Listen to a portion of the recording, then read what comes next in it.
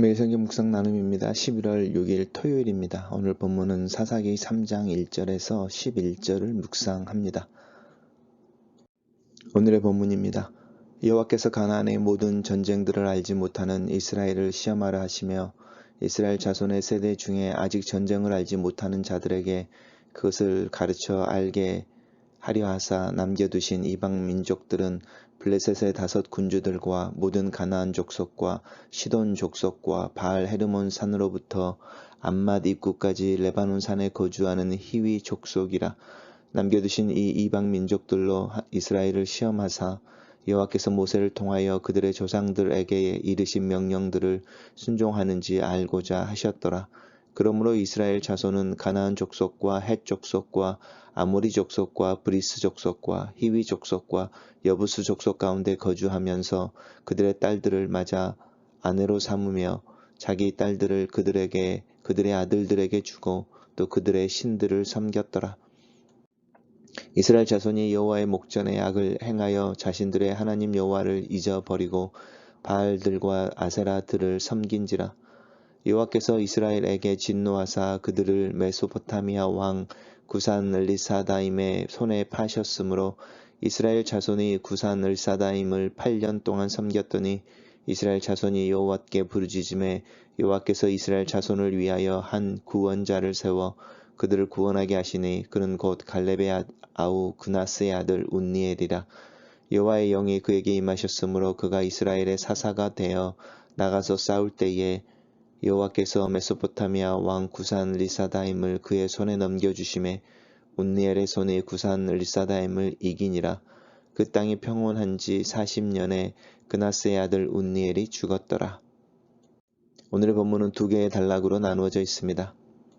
첫 번째 단락입니다. 이제 사사기의 이야기가 본격적으로 시작되어집니다.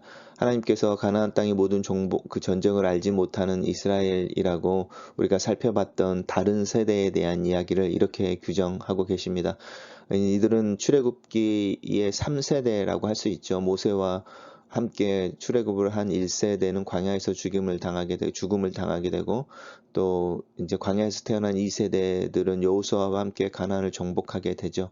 그리고 여호수아가 죽고 또 그와 함께 전쟁에 임했던 그 세대가 다 죽는 거죠. 이스라엘의 장로들이 죽고 그 세대가 다 죽었을 때에 제 3세대가 다른 세대, 하나님을 알지 못하는 다른 세대인데, 하나님을 알지 못한다라는 것이 단순히 신앙의 고백을 하지 못한다라는 것이 아니죠.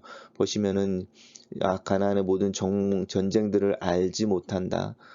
이스라엘 자손 세대 중에 아직 전쟁을 알지 못하는 자들, 이렇게 말하면서 이 경험의 문제를 이야기하고 있습니다. 성경은 철저하게 하나님을 안다고 하는 것을 경험에 대해서 경험에 근거하여 아는 것으로 이야기하고 있어서 단순히 내가 내 삶에서 하나님을 경험한다라는 것도 있지만 출애굽이라든지 성경에 있는 다양한 이야기들을 나의 간접 경험으로 이렇게 알고 있는가라는 부분도 굉장히 중요합니다. 그래서 과거에 여호수아와 또 그 조상들이 하나님과 함께 싸웠던 그 전쟁들에 대해서 알지 못하고 또 지금 상황에서 전쟁을 알지 못한다고 말하는 이 다른 세대에 대해서 이야기하고 있고, 그 세대들에게 이제 하나님께서 가르쳐 주기를 원하시는 거죠. 경험을 통해서 알기를 원하시는 것입니다.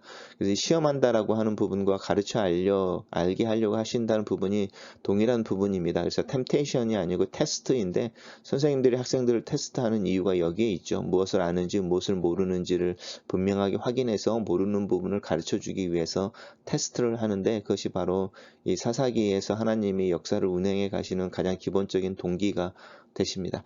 그래서 이제 이스라엘 사람들이 이제 이방인들 가운데 살게 되는 거죠. 남겨두신 이방 민족들로 이스라엘을 시험하사 여호와께서 모세를 통하여 그들 조상에게 이르신 명령들을 순종하는지 알고자 하셨더라. 이것이 이제 하나님의 테스트의 목적인 것이고, 그 내용은 하나님께서 모세를 통하여 그 조상들에게 이르신 명령들이 시험의 어떤 그 범위라고 할 수 있습니다. 그리고 이제 그 결과가 나오는 거죠. 그 결과는 이렇게 나오는데, 그들이 이방 족속들의 가나안 족속들인 거죠. 딸들을 아내로 삼으며 자기의 딸들을 그들의 아들에게 주고 또 그들의 신들을 섬겼다 이렇게 말하면서 이제 혼탁해져 버리는 것이죠. 인종에 대한 이야기를 하고 있는 부분이 아닌 것을 좀 아시면 좋겠습니다. 그래서 인종들은 이미 이스라엘과 함께 이렇게 같이 같은 공간에서 살게 되어져 있고 그렇게 섞여 살 때에 얼마만큼 자신들의 아이덴티티나 또 하나님에 대한 믿음이나 또 하나님을 섬기는 과정 속에서 주어지는 라이프 스타일들이 있었죠. 율법이라고 하는 그 라이프 스타일들을 살아내는지의 문제였는데 그렇지 않고 동화되어져 버리는 부분을 결혼하고 또 이제 그 이방인들의 신들을 섬긴 것으로 설명하고 있습니다. 단락을 요약해 보겠습니다. 하나님께서는 이스라엘 자손 중에 남겨진 이방 민족을 통하여 이스라엘의 마음을 보고자 하셨다. 이스라엘은 이방 민족과 혼인하고 그들의 신을 섬긴다. 이렇게 요약했습니다. 이제 본격적으로 사사기의 이야기가 진행되어지면서 이제 사사기의 패턴이 첫 번째 이 운니엘과 관련된 이야기에서 나옵니다. 이스라엘 자손이 여호와의 목전에서 악을 행하여 자신들의 하나님을 잊어버렸다. 하나님을 잊어버리는 것과 하나님의 목전에서 악을 행한다고 하는 부분이 한 부분입니다. 우리가 하나님을 기억하지 못하고 하나님을 인식하지 못할 때 우리의 삶이 하나님의 목전에서 이루어지는 것을 잊어버리게 되고 그리고 우리의 욕망을 따라서 하나님 앞에서 사실은 죄를 범하게 되어집니다.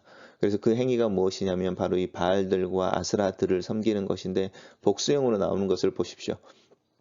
복수형으로 나오는 것들 속에서 바알 신상을 이야기하는 거죠. 아수라 신상을 이야기하는 것입니다. 이 바알과 아세라가 진짜 신이 아니라 우상이라는 것이죠. 그래서 이제 이 바알들, 아스라들 이렇게 말하면서 신상들을 섬겼을 뿐이다 이렇게 말하죠. 하나님이 아닌 신이 아닌 이 사람들이 만들어낸 신을 섬기는 것을 복수로 표현해서 내고 있습니다. 이렇게 하나님을 대적하여서 하나님 앞에 죄를 범하게 되는 게 첫 번째입니다. 그래서 이 불순종을 하게 되어질 때 두 번째 이제 하나님께서 이스라엘에게 진노하셔서 그들을 파셨다라고 말하는데 이렇게 건네준다라는 표현이 있습니다. 내버려 둔다, 건네주게 되시는데 그 매를 때리시는 것이죠. 그럴 때 이제 첫 번째에서 하나님의 매로 사용되어지는 어떤 민족 또 세력이 이 메소포타미아이고 그 메소포타미아를 인도하는 지도자가 이 구산 리사다임 왕입니다. 그래서 8년 동안을 섬기게 되어지는 것이죠. 이게 이제 두 번째 패턴입니다. 하나님 앞에 하나님의 목전에서 악을 행한다. 첫 번째. 두 번째는 하나님께서 그래서 그들을 진노하여 고난을 당하게 하신다. 그리고 세 번째는 이제 그 고난 중에 이스라엘 자손들이 하나님께 부르짖게 되는 것이죠. 이게 이제 하나님의 매라고 하는 부분이 이스라엘이나 또 믿는 사람들에게 자명종처럼 사용되어질 때가 있습니다. 항상은 아니죠. 모든 그리스도인들이 경험하는 모든 고난이 자명종은 아닙니다. 하지만 이 고난을 당하는 사람들은 자동적으로 하나님 앞에서 자신들의 상황을 또 모습을 살펴보게 되어지죠. 그 최소한의 자명종의 효과는 있습니다. 근데 이제 특별히 이 사사기에서 이야기되어지는 것은 구체적으로 하나님께서 이제 매를 드시는 것이고 그리고 그 매를 맞는 이들이 이제 깨어나게 돼서 하나님께 부르짖게 되는 것이죠. 그랬을 때 이제 하나님께서 한 구원자들을 세우십니다. 이 구원자를 사사라고 부릅니다. 사사라는 말은 사실은 우리가 잘 사용하는 말이 아니고 교회에서만 성경에만 나오는 단어입니다. 그래서 사사라는 단어의 어원들을 살펴보면 사실 나오지 않고 국어사전을 찾아보면 사사의 뜻보다는 오히려 성경에 있는 책의 이름 이렇게 그냥 사사를 표현하고 있습니다. 사사라는 말 대신에 오히려 재판장, 재판관 이제 이렇게 표현이 되어지면 아니면 우리가 좀 더 아는 한문을 쓴다고 한다면 사사라는 말보다는 판관 알죠? 판관 포청천 판관이라는 말이 더 어울릴 수 있습니다. 근데 이제 어쨌든 이 구원자라고 하는 이제 리더를 한 명을 세워서 이제 이스라엘 사람들을 구원하게 하시는데 이 첫 번째 사사로 등장하는 사람이 운니엘입니다. 우리 벌써 운니엘을 그 전에 묵상할 때 보셨죠? 갈렙이 이제 아낙 자손들이 있던 땅을 점령하기 위해서 자기를 돕는 자, 먼저 나가서 그 땅을 정복하는 자들에게 자기의 딸을 주겠다라고 이야기를 했을 때에 이제 그 딸과 결혼하게 된 사람이 바로 이 운니엘이었습니다. 여호와의 영이 그에게 임하셨으므로 그가 이스라엘의 사사가 되어 한 구원자라고 하는 부분이 이제 사사라는 말로 구체적으로 연관되어지는데 재판관이라는 뜻이지만 사실은 재판한다기보다는 이렇게 어떤 전쟁이나 또 그 이스라엘 사람들의 어떤 정치적인 지도자로서 그들을 해방시켜내는 사람이라고 할 수 있습니다. 그리고 싸울 때 하나님께서 메소포타미아 왕을 그의 손에 넘겨주셨죠. 넘겨주신다고 하는 부분 파셨지만 이스라엘 백성들을 하나님께서 징계하시고 깨우기 위해서 리사다임 왕에게 파셨죠. 그렇지만 하나님께서 그 일사다임 왕을 운니엘의 손에 다시 넘겨주시는 것이죠. 그래서 하나님께서 역사의 주관자이심에 대해서 또 이스라엘의 어떤 역사를 주관해 가시는 것에 대해서 분명하게 이야기하시면서 이 판다, 넘겨준다 이렇게 말하는 어떤 그 상업 거래에 대한 용어들을 통해서 분명하게 하나님의 의도에 대해서 이야기를 하고 계십니다. 그래서 운니엘의 손이 구사는 일사다임을 이겼다. 그리고 나서 이제 이 사사가 사는 동안에 그 땅에 평안이 오게 되어지는 루틴입니다. 그래서 첫 번째가 하나님 앞에 죄를 범한다. 하나님의 진노하신다. 징계가 임한다. 이스라엘이 회개하고 하나님의 도우심을 구하는 기도를 한다. 하나님께 사사를 세워서 구원하신다. 그 사사가 살아있는 동안에 이스라엘 땅에 평안이 이른다. 이게 패런인데 이 패런으로 사사기가 계속 진행되어집니다. 단락을 요약해 보겠습니다.